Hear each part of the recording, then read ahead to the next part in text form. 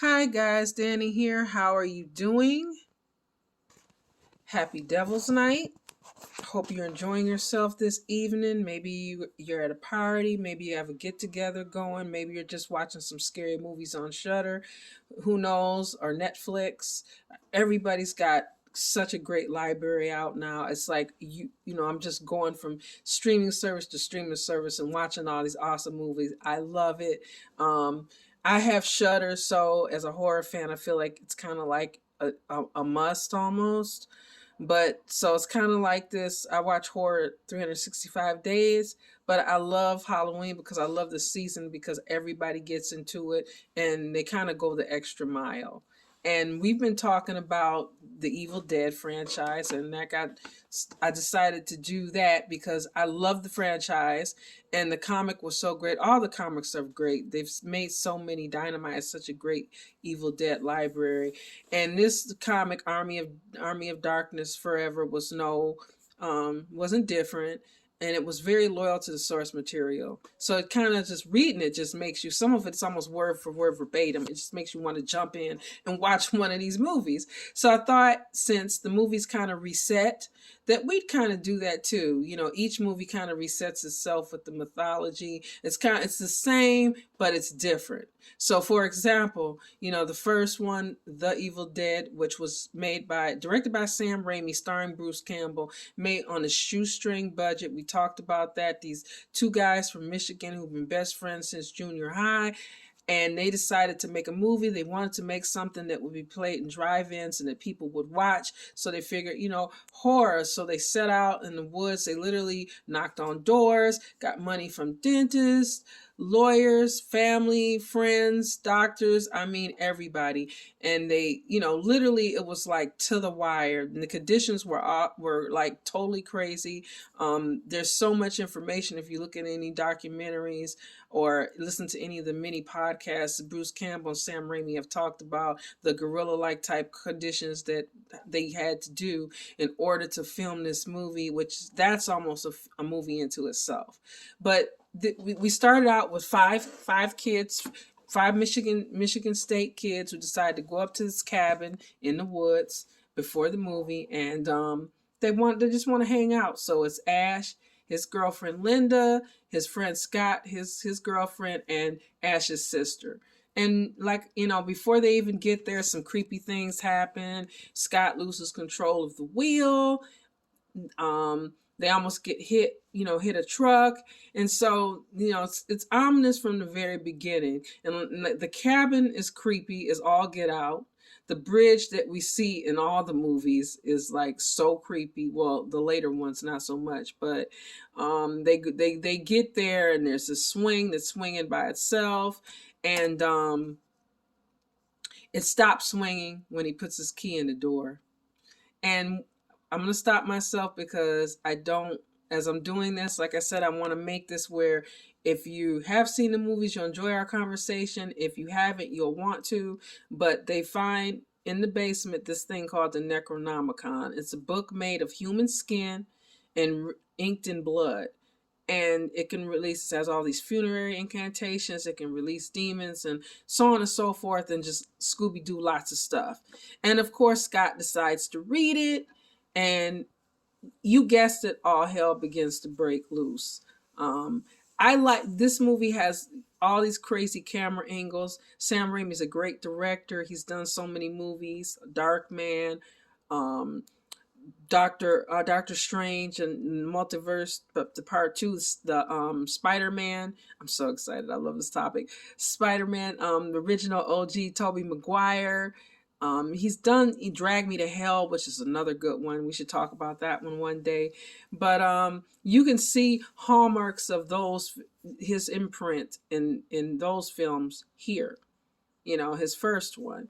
And this one, like I said, this was back in the day where it was before you knew everything and everything was leaked on the internet. So you didn't know what to expect, but you got this crazy, there's a scene where, his hand becomes possessed and he has to chop his hand off. And it's just, the way Bruce Campbell plays it, and this is something I love about him, he makes everything seem like it's pretty much normal. Like it's just like, well, this is just something I gotta go through, you know? Like he recovers so quickly, you know. Linda turns into a zombie. It's like all these things, these crazy things start happening. This one has something that a scene that I really, really like, and that's Cheryl, the sister, reading the cards that, you know, while the girls are playing cards, she can't see them, but she's still reading them. And that's really, really creepy.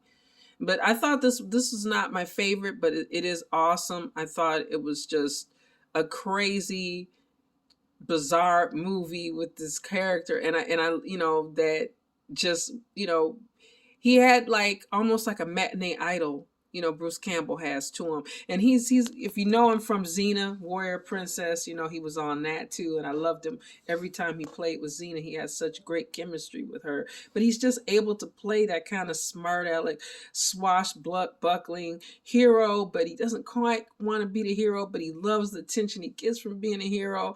And it's just this crazy movie. And, you know, he winds up, you know, making it. I will say that. But they think they got rid of the pesky Necronomicon, but it's not quite that way. And then we get to my favorite, which was Evil Dead 2. He had more money this time. First one, $350,000. This one he had about $8 million, but they wound up going over budget. Stephen King helped champion this one. That was he really loved it. So the first film, so he kind of brought it to Dino De Laurentiis, and they decided, okay, we're gonna you know, finance this. And this one really is when I feel like Ash really got. He just became who he was in this one. There's so many great scenes. And of course, as I said, they retell the story. There's a different Linda. There's no friend. There's no sister. There's no friend's girlfriend. It's just him and Linda. There's still the creepy cabin, the creepy bridge. The same thing kind of still happens. He does give her a pretty necklace, which she likes. And it's kind of funny because when he finds it, he's like, yeah, baby, let's, you know, have a little bit of champagne and stuff. And he goes to find his champagne, and he stumbles upon a recording, and he's like, oh, babe, I found this recording. She's like, oh, well, maybe you should play it. And he plays it. And of course, again, we get the recitation and all hell breaks loose. He runs out to see what's going on, and Linda's gone. Linda does appear back, full zombie mode, and Ash has to take care of Linda. And again, he makes this seem so normal, like this is the most normal situation. It's like, you know, when he sees, like, I love the part where he sees that the bridge is out, and he's like running his hands through his hair, and he's like, I gotta get a grip. I gotta get a grip. I mean, I can't do it as well as Bruce Campbell, but it's just awesome. Like, his little retorts in this film are great. And we do get more characters though, because the professor, you know, we hear on the recording that a professor found the Necronomicon in this castle with his wife and his daughter and their colleague. And so he's saying how he recited the words, and his wife Henrietta went full zombie, and he had to put her, take care of her, put her in a fruit cellar. And so this is really bad. So Ash kind of freaks out, and he goes full zombie too, but for some reason when the sun starts beaming, he turns back into himself. He winds up, going back in the house, and this one gives us a little bit more of the slapstick. We start getting some of that. Sam Raimi was a big fan of the Three Stooges, and you can see that in this film. There's a wonderful scene where the house just starts freaking out and laughing at them. It's like, it's so bizarre. And it's like they have a moose head, and the moose head is laughing at him, and he's just like freaking out. It's just when his hand gets possessed in this one, his little arguing with his hand, and everything he has to go through, it's just very kind of like zany, but a little frightening. Like, I remember seeing this movie when I was younger, and I was genuinely frightened, a little, by this one more so than the first one. You know, the first one, I think I would say I was kind of mid frightened. With this, I was a little bit more. It seemed to be a little bit more amped up. And then when the other characters come in, the daughter comes with the colleague with the missing pages of the Necronomicon, and she assumes that Ash killed her parents. So she's freaking out, and she's, and he, she also has two people in tow, Mr. Jake and Billy Joe, and these two characters are just so funny. Like, they're like the comic relief of the film, and the people that you don't like, you kind of automatically, they play them like they're kind of, ignorant, and they think there's like a class difference. At least they perceive it to be a class difference. So there's this little I don't know, heat between Bobby Joe and Annie, played by Sarah Berry. And I gotta say, Sarah Berry is a real scream queen in this one.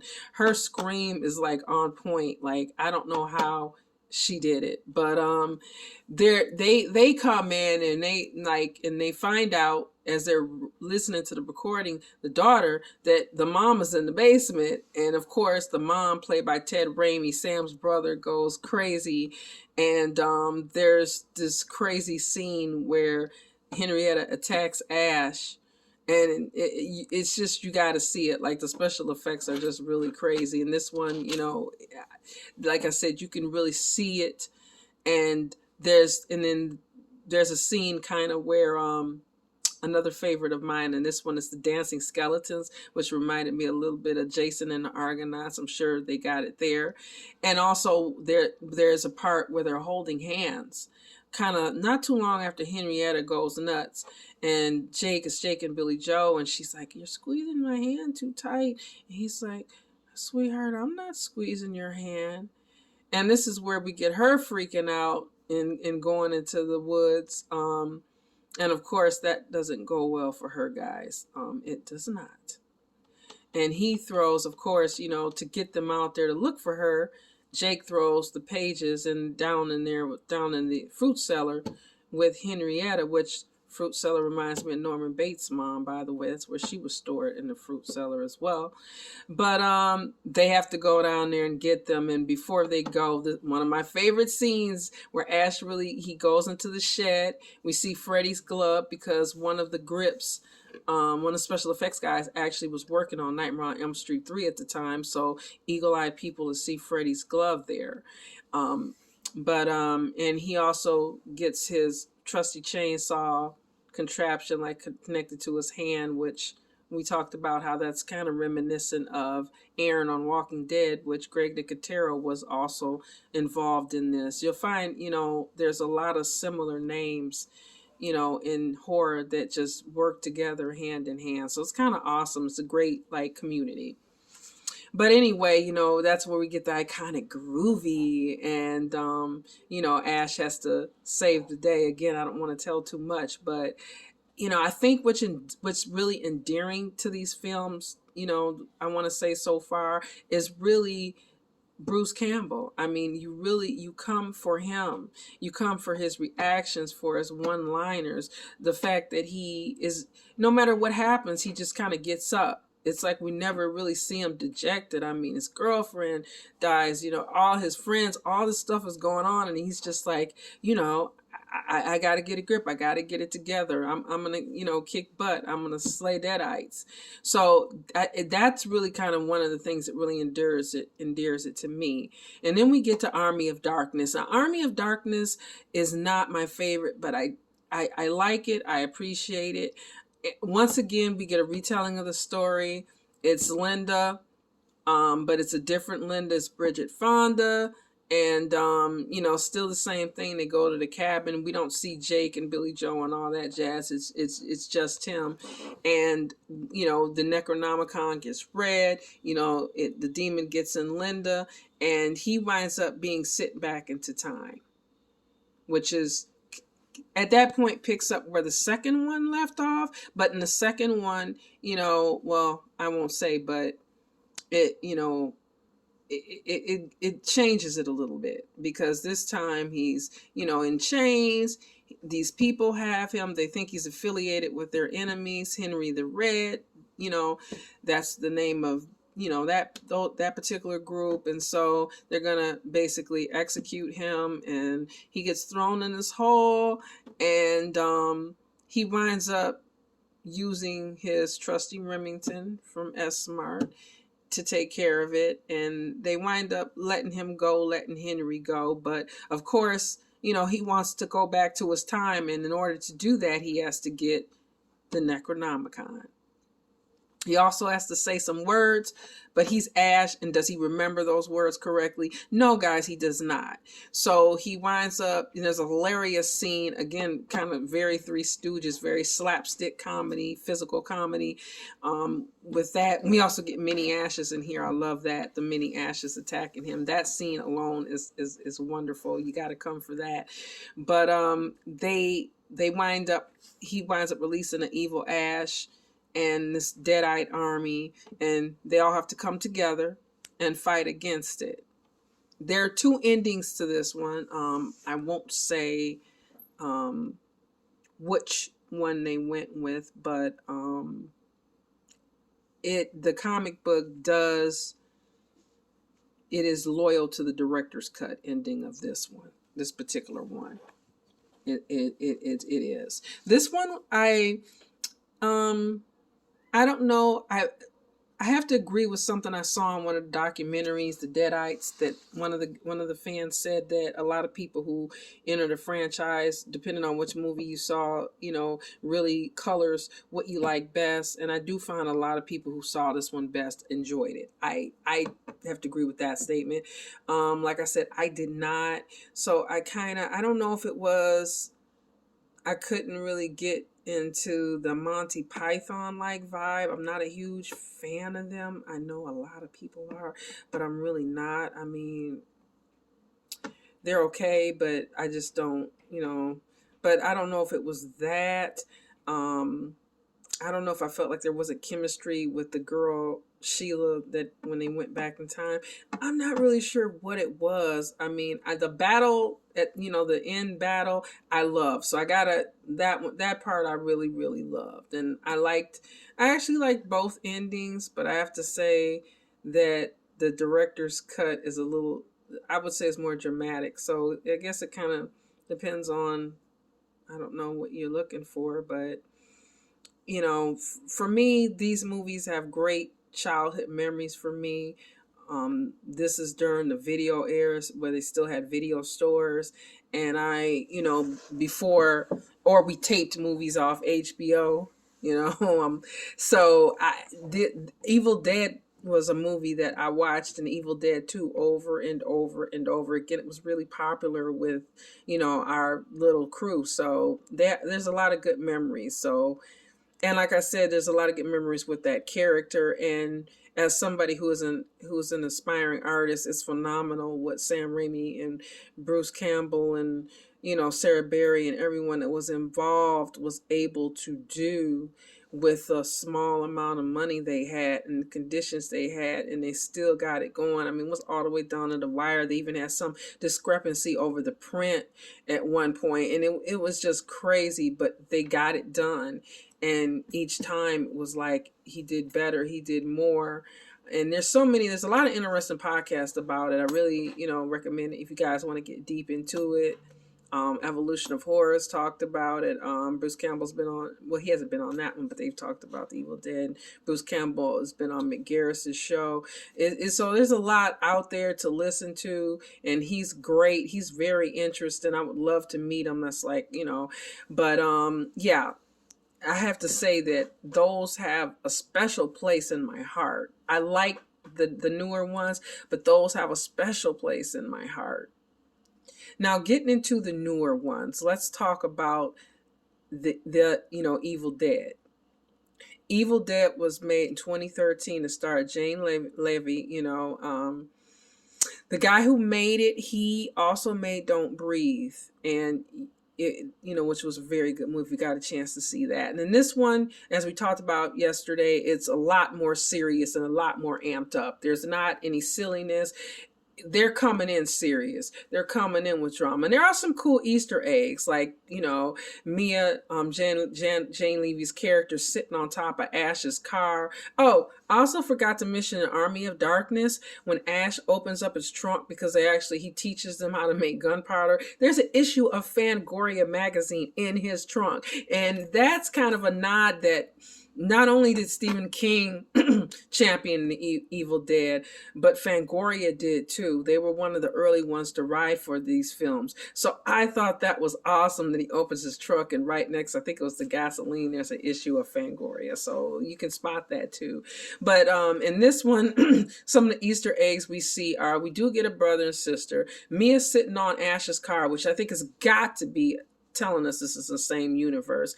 And there's also a creepy cabin. It's not swinging by itself, but it's creepy, and a bridge does go out. But with this one, we come in real serious. These siblings have a lot of issues. There's tension. Mia's trying to detox. Their mom passed away previously, and Mia doesn't feel like he was there. His friend Eric, who's also there, feels like he abandoned the friends.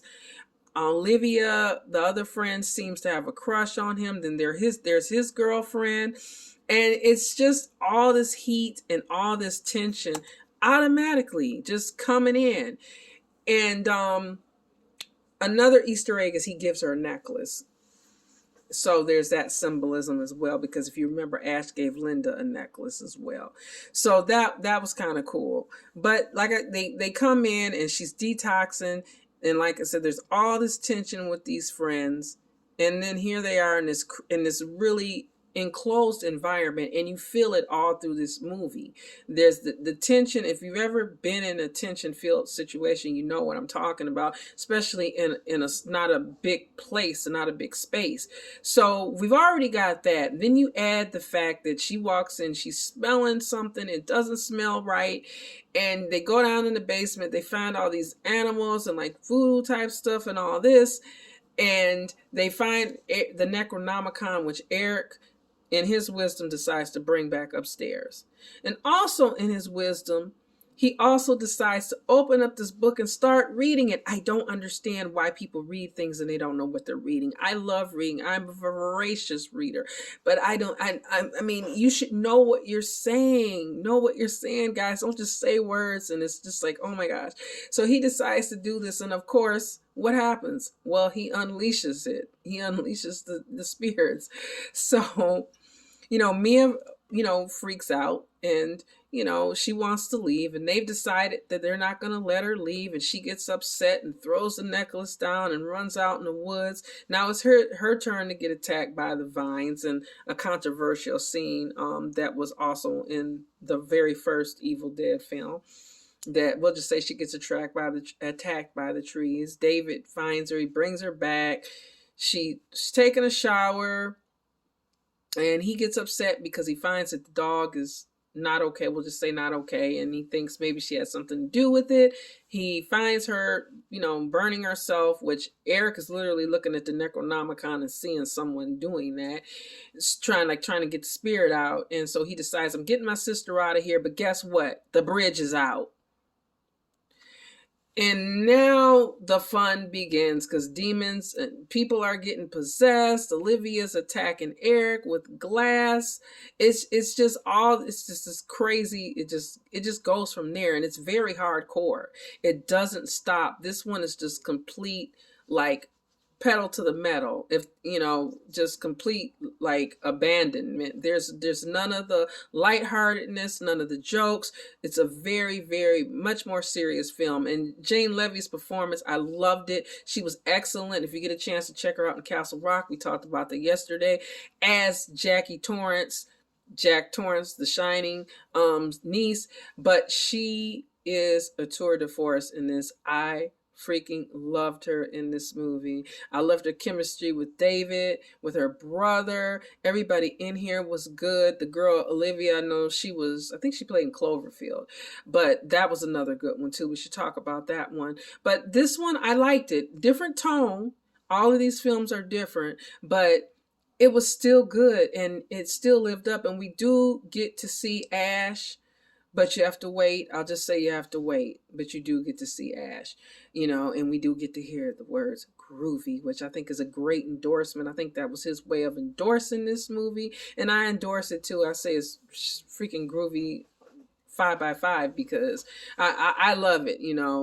I went to the movies to see it and bought it. So yeah, I thought that was a good addition. The next one, Evil Dead Rise 2023. Again, we're amped up. It's serious from here on out, people. Again, we have siblings. We have two sisters, and these sisters couldn't be any more different. Trying to remember their names. I think it was Ellie and Beth, if I remember correctly. But these two sisters are completely different. One is looking at maybe being a mother, and the other is already a mother, and she's got some family issues. They seem to have a loving relationship, but a little